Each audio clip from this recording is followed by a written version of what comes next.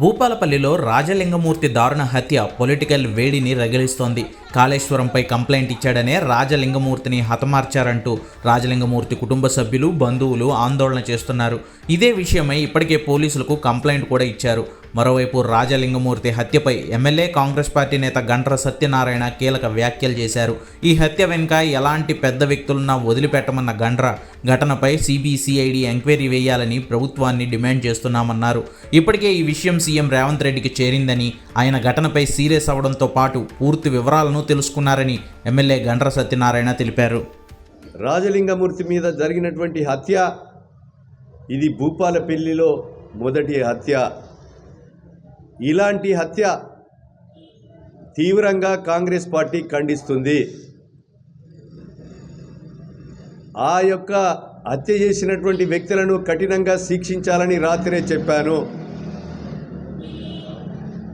ఆ హత్య చేయడంలో ఒక సుపారీ ఏమన్నా పాత్ర ఉందా? దాని వెనుక ఎవరైనా ప్రోత్సహించినటువంటి వ్యక్తులు ఉన్నారా? విచారణ జరిపించాలని కూడా పోలీసుల ద్వారా మేము కోరాం.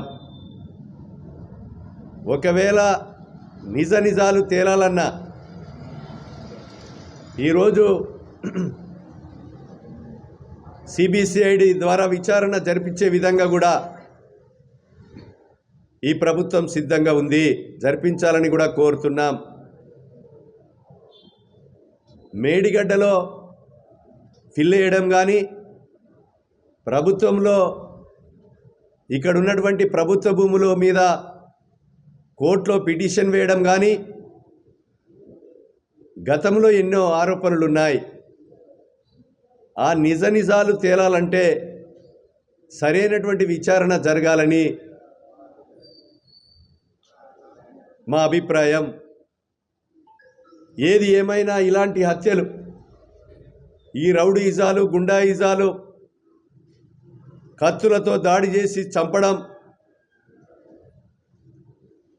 ఇది తీవ్రంగా ఖండించడమే కాకుండా ఇలాంటి పునరావృతం కాకుండా బాధ్యుల మీద కఠినంగా శిక్షించాలని, చర్యలు తీసుకోవాలని డిమాండ్ చేస్తున్నాం.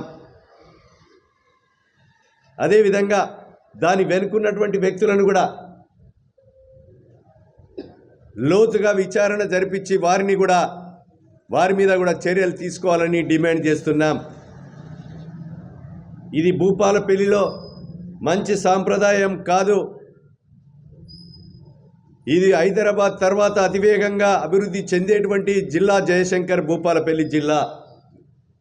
ఈ జిల్లాలో వ్యాపారస్తులు కానీ అన్ని వర్గాల ప్రజలు కూడా స్వేచ్ఛగా ఉండవలసినటువంటి బాధ్యత ఉంది.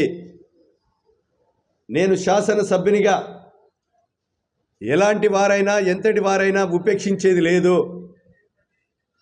కఠినమైన చర్యలు తీసుకునే కొరకు ప్రభుత్వం కూడా దృష్టి పెట్టింది. కనుక అలాంటి వారి మీద చర్యలు కూడా ఉండాలని ఈరోజు పత్రికా మీడియాల ద్వారా రౌడీలను, గుండాలను హెచ్చరిస్తున్నాం. రౌడీ మూకలు, గుండా మూకలు ఇలాంటి చర్యలు ఇంకా పునరావృతం కాకుండా కఠినమైన చర్యలు పోలీసులు తీసుకోవాల్సిందిగా కూడా శాసనసభ్యునిగా నేను విజ్ఞప్తి చేస్తున్నా, డిమాండ్ చేస్తున్నా.